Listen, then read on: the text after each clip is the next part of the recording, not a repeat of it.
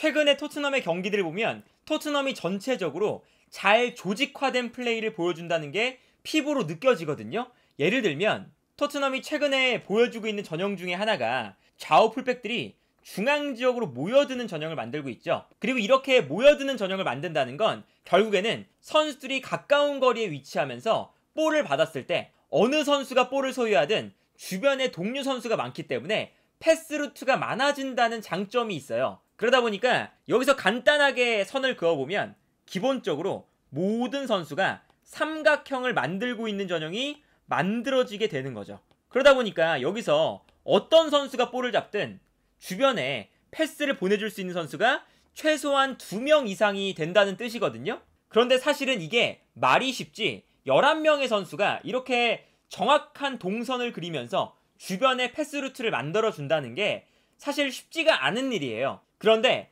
벌리와의 경기에서의 패스맵을 보면요, 최후방 수비수 2명, 그리고 좌우 풀백이 약간 중앙으로 들어와 있는 전형, 그리고 수비형 미드필더 비수마와 사르, 메디슨의 삼각형, 그리고 최전방 공격수인 손흥민과 좌우 측면에 있는 솔로몬, 이 선수들이 정말 정확하게 삼각형을 모든 선수가 그리면서 배치가 되어 있는 모습을 확인할 수가 있습니다. 그리고 이번 시즌의 토트넘이 정말 조직력이 높아졌다고 평가를 받는 게 바로 이러한 이유 때문이죠. 지난 시즌의 패스맵과 비교해보면 정말 큰 차이가 있다는 걸 알 수가 있죠. 지난 시즌 있었던 경기의 한 패스맵인데 모든 선수가 중앙 지역에 겹쳐있는 모습들이 나오고 있고요. 이렇게 겹쳐있다 보니까 선수들이 볼을 받았을 때 주변에 패스 루트를 찾기가 당연히 어려울 수밖에 없죠. 그리고 여기서의 가장 큰 문제는 선수들이 일직선상에 서 있다는 거거든요. 이게 어떤 거냐면 우리가 패스를 잘 주고받기 위해서는 선수들이 지그재그로 서 있는 게 가장 이상적인 전형이라고 이야기를 하죠. 왜냐면 선수들이 일직선으로 서서 패스를 주고받는 것보다 당연히 비스듬하게 서서 패스를 주고받는 것이 조금 더 전방으로 볼을 전진시킬 수 있다는 장점도 있고요. 그리고 여기에 더해서 시야를 확보할 때도 상대방의 압박을 받을 때 일직선으로 서 있으면 패스를 주고받는 시야가 한정적이거든요. 그런데 비스듬하게 서 있으면 우도기를 기준으로 볼을 받을 때 시야가 넓게 트여 있는 걸 볼 수가 있죠. 그렇기 때문에 패스를 주고받을 때 일직선으로 서 있는 게 아니라 비스듬히 서 있는 게 볼을 전진시키기도, 그리고 볼을 주고받을 때도 당연히 훨씬 더 좋은 전형이거든요. 그런데 토트넘이 모든 선수가 비스듬하게 몸을 돌리고 서 있다는 것은 그만큼 탈압박하는 과정에서, 후방 빌드업을 하는 과정에서 매우 좋은 조직력을 형성하고 있다는 것을 뜻해요. 그래서 최근 토트넘의 경기 장면을 보면 이제 이런 장면이 나오죠. 로메로가 볼을 잡을 때 주변에 있는 선수들의 위치를 보시면요, 골키퍼를 비롯해서 모든 선수가 약간 비스듬하게 위치하면서 정확하게 계속된 삼각형을 그리고 있는 것을 볼 수가 있습니다. 이게 일단은 모든 선수가 볼을 받는 순간 계속해서 볼을 주고받을 수 있는 조직적인 전형이 형성되어 있는 거예요. 그리고 여기서 토트넘이 어떤 전형을 만드냐면 볼을 잡았을 때 상대 수비가 안쪽으로 압박을 해서 들어오니까 앞쪽에 있는 호이비에르에게 패스를 건네줍니다. 근데 여기서 토트넘의 모든 선수들이 조직적으로 뛰어난 모습이 어떤 게 있냐면 볼을 받는 순간 우리 선수가 어디에 있다는 것을 모든 선수가 머릿속에 그리고 있어요. 그러다 보니까 이 장면에서도 호이비에르가 볼을 받는 순간 상대 수비의 압박을 당하고 있는 상황이거든요.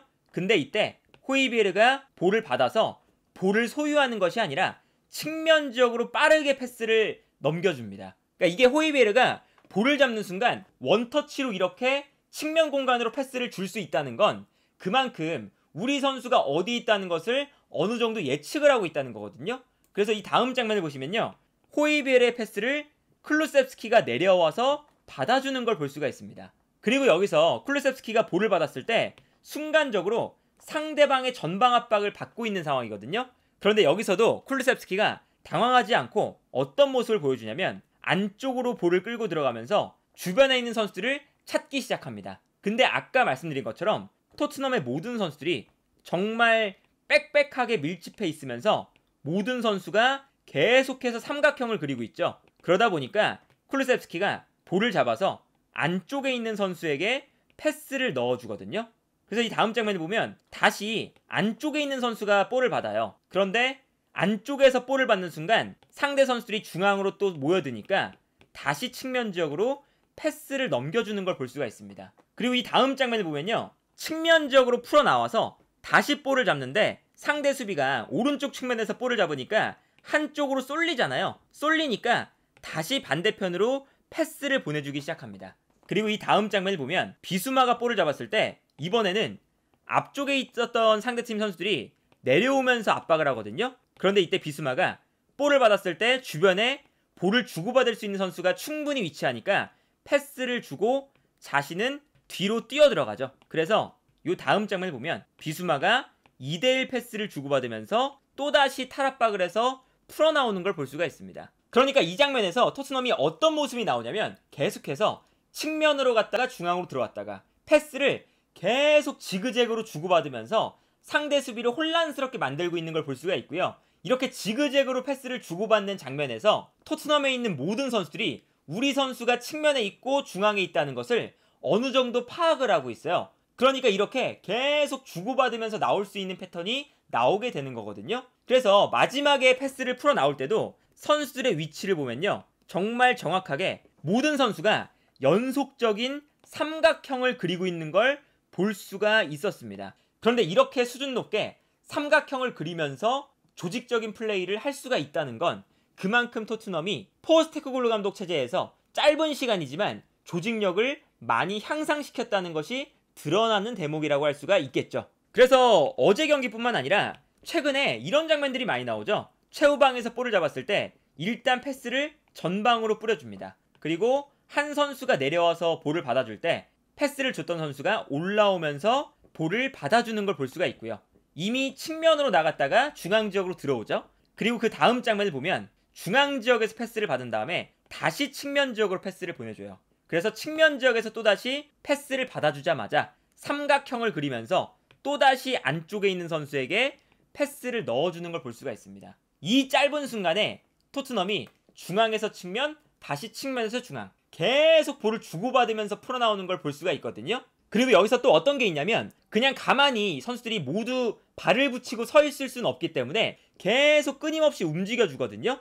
근데 움직여줄 때 한 선수가 중앙으로 들어오면 한 선수가 내려가서 그 선수의 자리를 커버하고 다른 한 선수가 측면으로 돌아나가면 한 선수는 중앙으로 들어와서 다른 선수의 공간을 점유를 하고 이렇게 한 자리에 머물지 않고 계속해서 움직이고 있을 때 선수가 서 있는 위치는 바뀌어도 하나의 시스템은 변화하지 않거든요. 그래서 메디슨이 측면으로 나가면 솔로몬이 중앙으로 들어오고 사르가 안쪽으로 들어오면 포로가 다시 내려가고 쿨루셉스키가 중앙으로 들어오면 손흥민이 측면으로 돌아뛰고 선수들의 위치가 실시간으로 계속 바뀌는데 선수들의 위치만 바뀔 뿐 전체적인 틀은 변화하지 않는다는 게 지금 토트넘의 조직력이 얼마나 좋아졌는지를 알 수가 있는 대목이고요.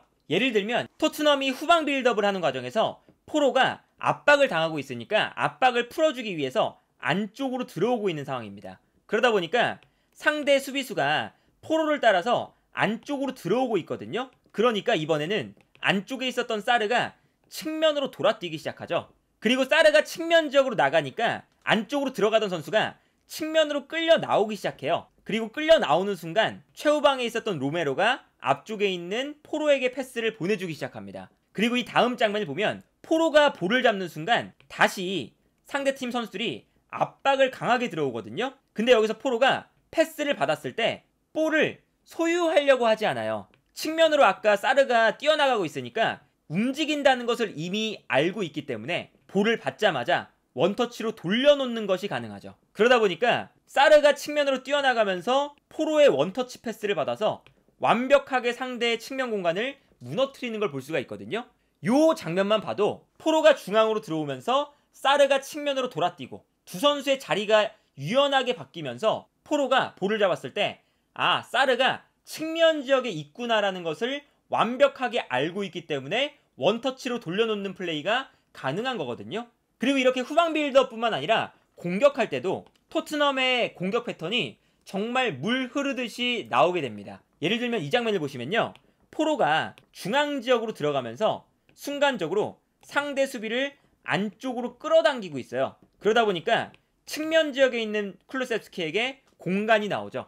그래서 측면 지역으로 패스를 뿌려주는 장면이거든요. 이때 쿨루세프스키가 측면에서 볼을 받는 순간 당연히 측면 지역에서 공간이 나기 때문에 수비가 끌려 나오고 있는 상태입니다. 근데 끌려 나오니까 이번에는 쿨루세프스키에게 공간을 만들어주기 위해서 안쪽으로 들어가 있었던 포로가 수비수가 끌려 나가자마자 안쪽 공간으로 침투를 시작해요. 그리고 침투에 들어가는 포로에게 쿨루세프스키가 패스를 넣어주죠. 그래서 이 다음 장면을 보면요, 포로가 공간으로 침투에 들어가고 쿨루세프스키가 끌려 나오는 수비의 뒷공간으로 자연스럽게 패스를 뿌려주는 장면이고요. 이때 포로가 침투에 들어가니까 수비가 포로를 향해 뛰어 들어가잖아요. 그러면 이때 포로가 가운데로 뛰어 들어가면서 상대 수비를 측면으로 또다시 끌어내니까 쿨루세프스키가 2차적으로 안쪽으로 들어가면서 포로의 패스를 받고 여기서 슈팅까지 마무리하는 장면을 볼 수가 있었습니다.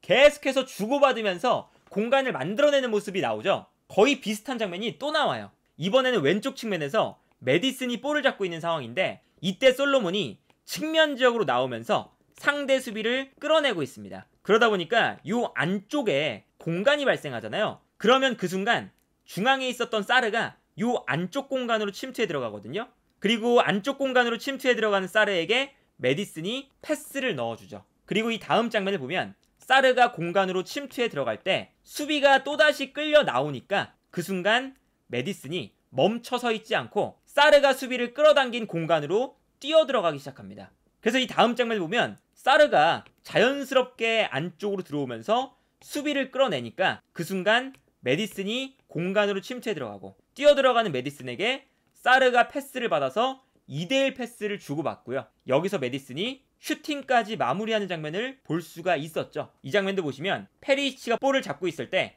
수비가 끌려 나오는 순간 그 공간으로 우도기가 침투해 들어가고요. 침투하는 우도기에게 페리시치가 패스를 보내주죠. 그리고 여기서 우도기가 이번에는 볼을 받는 순간 수비가 끌려 나오다 보니까 자연스럽게 상대 중앙 수비수와 상대 측면 수비수 사이에 공간이 발생을 해요. 그리고 이 공간으로 중앙에 있었던 손흥민이 침투에 들어오면서 공간을 활용하기 시작합니다. 그리고 이때 안쪽으로 들어오는 손흥민에게 우도기가 패스를 주고 자신은 전방으로 뛰어 들어가기 시작하고요. 이때 손흥민 선수가 볼을 잡는 순간 안쪽으로 뛰어 들어가는 우도기에게 아주 환상적인 2대1 패스를 넣어주는 걸 볼 수가 있죠. 그러면서 여기서 우도기가 상대의 측면 공간을 무너뜨린 다음에 크로스, 여기서 득점이 나오죠. 그러니까 이렇게 토트넘이 최근에 공격하는 일련의 과정들을 보면 비슷비슷한데 동일한 선수들이 하는 게 아니라 정말 다양한 선수들이 이러한 움직임을 가져가요.